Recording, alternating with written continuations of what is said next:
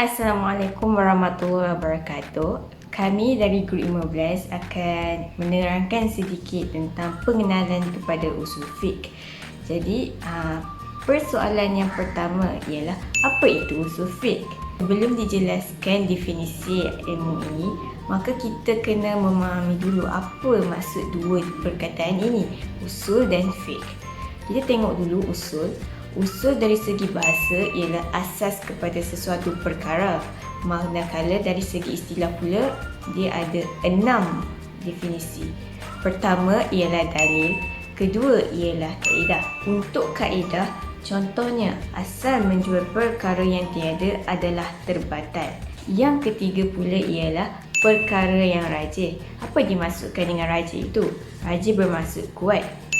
Asal antara Al-Quran dan Qiyas ialah Al-Quran. Maksudnya Al-Quran lebih kuat dan berautoriti berbanding Qiyas. Yang keempat pula ialah istishab. Maksud istishab pula ialah mengekalkan hukum asal, yakini perkara yang harus pada masa dahulu dan akan terus kekal harus pada masa sekarang dan akan datang, sehingga ada bukti menyatakan sebaliknya. Yang kelima pula ialah lawan kepada furuk. Contohnya, ayah ialah asal dan anak pula ialah furuk.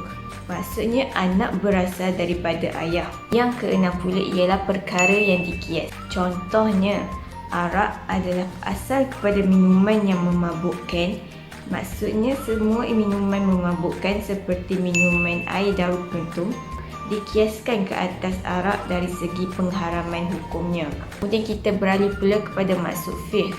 Fiqh dari segi bahasa pula ialah mengetahui dan memahami sesuatu perkara. Manakala dari segi istilah pula ialah mengetahui hukum hakam syarak berkenaan perbuatan mukallaf yang disandarkan kepada dalil-dalil tafsili. Kita beralih pula kepada dua perkataan ini, usul fiqh. So, usul fiqh didefinisikan kepada dua, iaitu definisi pertama ialah definisi al-murakkab al-idafi dan definisi yang kedua ialah definisi al-laqabi. Untuk definisi yang pertama, definisi al-murakkab al-idafi bermaksud dalil-dalil fiqh. Dalil-dalil fiqh yang dimaksudkan ialah teras kepada ilmu usul fiqh. Dan ilmu usul fiqh ada 4, iaitu Al-Quran, Sunnah, Ijma' dan Qiyas. Seterusnya ialah definisi yang kedua, iaitu definisi al-laqabi. Definisi al-laqabi ialah kaedah-kaedah yang digunakan untuk menghasilkan istinbat hukum syarak daripada dalil-dalil tafsili. Maka nak disimpulkan di sini bahawa ialah ilmu usul fiqh ini ialah kaedah-kaedah yang digunakan untuk menghasilkan istinbat hukum syarak daripada dalil-dalil tafsili. Dengan ibarat lain, usul fiqh ialah metod penghasilan atau pengeluaran istinbat hukum daripada dalil-dalil syarak. Itu sahaja daripada saya. Terima kasih. Okay, hari ini saya akan berkongsi sedikit tentang perbezaan antara usul fiqh dan qawaid fiqh. Usul fiqh adalah salah satu ilmu yang membincangkan tentang kaedah untuk mengeluarkan hukum-hukum fiqh daripada sumber seperti Al-Quran, hadis, ijma', qiyas dan sebagainya. Manakala qawaid fiqh adalah ilmu yang membincangkan tentang hukum itu sendiri berdasarkan kaedah-kaedah yang dikumpulkan, dan hukum tu mempunyai persamaan yang tersendiri. Sebagai contoh, setiap sesuatu bergantung kepada niat. Okey, dapat lihat di sini bahawa usul fiqh adalah ilmu yang membincangkan tentang kaedah untuk mengeluarkan ataupun mengistinbat sesuatu hukum, manakala qawaid fiqh adalah ilmu tentang hukum itu sendiri.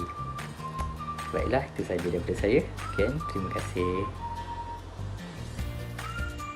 Fungsi usul fiqh adalah sebagai alat saranan atau metod yang digunakan untuk mendapatkan hukum-hukum syarak dari Al-Quran dan hadis, sama ada dari segi akidah, muamalat, uqubah maupun akhlak. Selain itu, ia juga digunakan untuk memelihara agama daripada penyimpangan dan penyalahgunaan dalil. Dengan berpandukan kepada usul fiqh, hukum yang dihasilkan melalui ijtihad tetap akan diperakui oleh syarak. Selain itu, ia juga digunakan untuk memberikan pengertian dasar tentang kaedah-kaedah dalam metodologi ulama mujtahid dalam mencari hukum-hukum yang bersesuaian dengan masalah yang berlaku. Usul fiqh menjadi satu ilmu yang mampu membimbing para fuqaha untuk mengistinbat hukum secara sistematik dan berkualiti. Persoalannya di sini, untuk apa usul fiqh dipelajari dan apakah kepentingannya? Tujuan utama dan kepentingan usul fiqh ialah untuk mengetahui hukum syarak melalui kaedah dan proses tertentu. Hukum fiqh diketengahkan kepentingannya kerana ilmu usul fiqh memelihara dalil-dalil pensyariatan daripada disalahguna oleh orang ramai. Di antaranya adalah untuk menyusun secara tepat usul-usul pendalilan dengan cara menjelaskan dalil-dalil yang sahih dari Al-Quran dan membezakan dalil-dalil sunnah yang sahih dengan yang daif.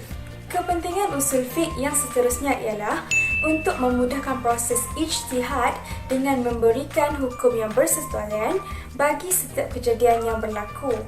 Tidak ketinggalan juga, pentingnya usul fiqh ini adalah untuk memberikan penjelasan tentang cara menghimpunkan di antara dalil-dalil yang dapat dilihat bercanggahannya di antara satu sama lain.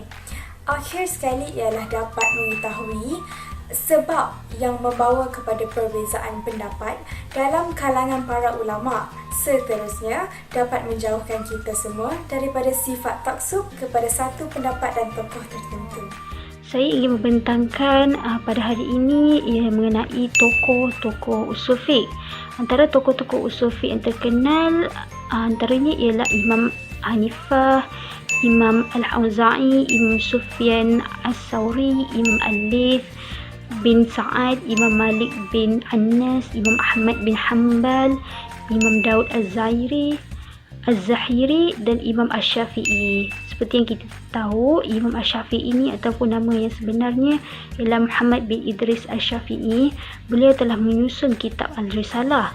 Kitab Al-Risalah ini telah memuatkan ayat Quran dan juga keterangan hukum, ijtihad, ijma' ulama' dan juga qiyas. Tokoh-tokoh tersebut, mereka ini ialah ahli fiqh yang mendapat darjat mujtahid mustaqil. Seterusnya, tokoh-tokoh yang menjadi ahli fiqh mujtahid mazhab ialah Imam Abu Yusuf, Muhammad bin Al-Hasan Al-Syaibani, Ismail bin Yahya, Imam Abu Thalib dan Imam Sahnun. Tapi ada juga ada lagi tokoh-tokoh usul fiqh yang lain. Tapi ini adalah antaranya. Itu saja daripada saya. Terima kasih.